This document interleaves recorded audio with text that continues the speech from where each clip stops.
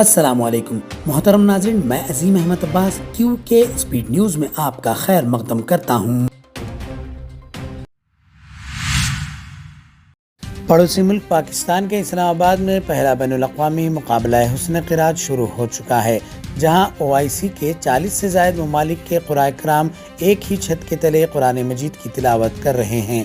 8 رکنی بین الاقوامی ججز پینل تلاوت کو فن تجوید اور الحان کی بنیاد پر پرکھ رہا ہے۔ 5 روزہ اس عظیم مقابلے کی اختتامی تقریب 29 نومبر کو جناح کنونشن سینٹر میں ہوگی۔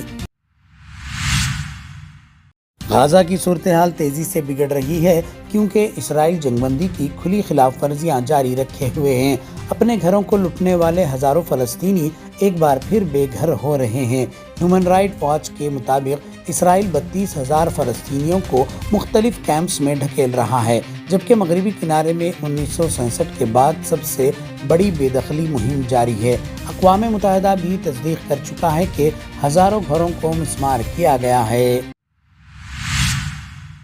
آسٹریلیا میں مسلمان خواتین کے لباس کے خلاف احتجاج کرنے والی انتہا پسند سیاستدان پولن ہینسن کو ایک غیر معمولی اقدام کے بعد شدید جھٹکا لگا۔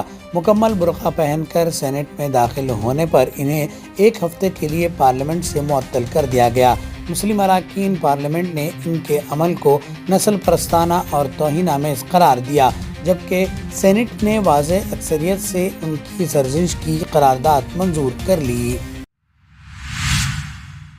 جنوبی سوڈان میں ایک المناک حادثہ پیش آیا، جہاں امدادی سامان لے جانے والا طیارہ یونٹی اسٹیٹ میں گر کر تباہ ہو گیا اور عملے کے 3 ارکان کی موت واقع ہو گئی۔ طیارہ جوبا سے سیلاب متاثرین کے لیے 2 ٹن امداد لے جا رہا تھا۔ سامریٹین پریس کے مطابق ٹیم موقع پر پہنچ گئی ہے، جبکہ ناری ایئر کی جانب سے ابھی تک کوئی باضابطہ رد عمل سامنے نہیں آیا۔ پاکستان میں صورتحال اس وقت کشیدہ ہو گئی جب سابق وزیر اعظم عمران خان کی جیل میں موت سے متعلق افواہیں گردش کرنے لگی۔ انہی خبروں کے بعد عمران خان کی تینوں بہنیں نورین، علیمہ اور عظمیٰ اڈیالہ جیل کے باہر دھرنے پر بیٹھ گئیں۔ ان کا الزام ہے کہ پولیس نے نہ صرف PTI کارکنوں پر تشدد کیا بلکہ ان پر بھی ہاتھ اٹھایا۔ تینوں بہنیں مطالبہ کر رہی ہیں کہ انہیں فوری طور پر عمران خان سے ملاقات کی اجازت دی جائے، کیونکہ ملاقات کو 3 ہفتے گزر چکے ہیں اور جیل حکام مسلسل ٹال مٹول کر رہے ہیں۔ اٹلی میں ایک ایسے شخص کو گرفتار کیا گیا جس نے مبینہ طور پر اپنی مرحومہ ماں کی نعش 3 سال تک گھر میں چھپا کر رکھا اور خود کو اس کا بھیس بنا کر ہزاروں یورو کی پینشن وصول کرتا رہا۔ شناختی کارڈ کی تجدید کے دوران اس کے حلیے پر شبہ ہوا اور تفتیش پر پولیس نے گھر سے خاتون کی نعش برآمد کر لی۔ ملزم پر دھوکہ دہی اور نعش چھپانے کی سنگین الزامات کی جانچ جاری ہے۔ ممبئی میں ووٹر لسٹ کا سنگین بحران سامنے آ گیا ہے، جہاں سرکاری جائزے کے مطابق 4.5 لاکھ سے زائد ڈپلیکیٹ نام اور مجموعی طور پر 11 لاکھ مشتبہ اندراجات پائے گئے ہیں۔ اس انکشاف نے سیاسی ہلچل مچا دی ہے۔ اپوزیشن جماعتوں نے الیکشن کمیشن پر غفلت کا الزام لگایا ہے، جبکہ حکومتی اتحاد بھی فوری اصلاحات کا مطالبہ کر رہے ہیں۔ شفاف انتخابی عمل یقینی بنانا اب الیکشن کمیشن کے لیے بڑا چیلنج بن چکا ہے۔ ایپل نے ایک بار پھر اپنی ٹیم میں بڑے پیمانے پر کٹوتیاں کرتے ہوئے درجنوں کردار ختم کر دیے ہیں، جن میں 20 سے 30 سال سے وابستہ طویل مدتی مینیجرز بھی شامل ہیں۔ کمپنی کا کہنا ہے کہ وہ بزنس، تعلیمی اداروں اور سرکاری صارفین تک رسائی کو سادہ بنانے کے لیے یہ تبدیلیاں کر رہی ہے۔ متاثرہ ملازمین کو 20 جنوری 2026 تک کمپنی میں نیا کردار تلاش کرنے کی مہلت دی گئی ہے۔ ہندوستان 20 سال بعد دوبارہ کامن ویلتھ گیمز کی میزبانی کرے گا۔ گلاسکو میں جنرل اسمبلی نے احمد آباد کو باضابطہ طور پر 2030 گیمز کا میزبان شہر منتخب کر لیا۔ یہ وہ سال ہے جب کامن ویلتھ گیمز اپنی 100ویں سالگرہ منائیں گے۔ صدر ڈاکٹر ڈونالڈ روکارے کے مطابق ہندوستان اپنی نوجوان طاقت، ثقافت اور مضبوط کھیل ڈھانچے کے ساتھ اس ایونٹ میں نئی توانائی لائے گا۔ احمد آباد کا انتخاب 2036 اولمپک کے میزبانی کی ہندوستانی کوششوں کو بھی مضبوط کرتا ہے، جبکہ تمام روایتی اور مقبول کھیل کبڈی اور کھوکھو 2030 کے پروگرام کا حصہ ہوں گے۔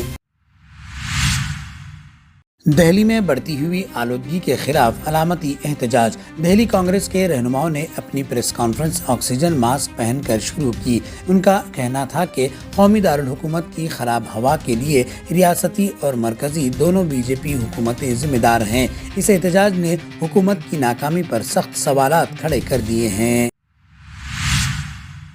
مظفر نگر سے اہم خبر، چندرشیکھر آزاد کی قیادت میں آئین بچاؤ بھائی چارہ بڑھاؤ ریلی نکالی گئی۔ آنے والے پنچایت انتخابات سے قبل ہونے والی اس ریلی میں ہزاروں لوگ شریک ہوئے، جن میں سینئر رہنما اور سابقہ اراکین اسمبلی بھی شامل تھے۔ ریلی کا مقصد آئین کے تحفظ اور سماجی ہم آہنگی کا پیغام عام کرنا تھا۔ تلنگانہ کے وزیر اعلیٰ ریونت ریڈی نے تلنگانہ رائزنگ گلوبل سمٹ 2025 کی تیاریوں کا تفصیلی جائزہ لیا۔ اس موقع پر انتظامات، سیکیورٹی اور عالمی سرمایہ کاروں کی شرکت سے متعلق اہم ہدایت جاری کی گئی تاکہ سمٹ کو بین الاقوامی معیار کے مطابق کامیاب بنایا جا سکے۔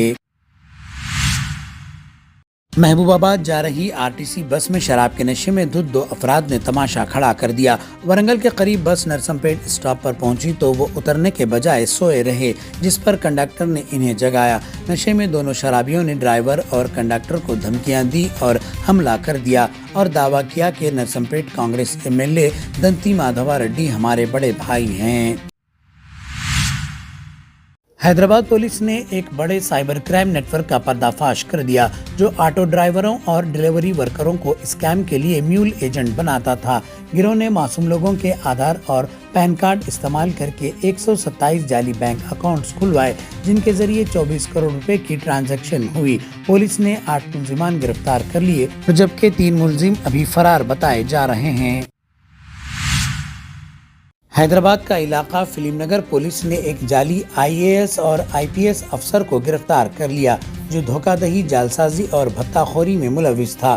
ملزم جعلی شناختی cards, visiting cards, police siren, walkie talkie اور ہتھیار بند باڈی گارڈز کے ذریعے خود کو اعلیٰ افسر ظاہر کرتا تھا۔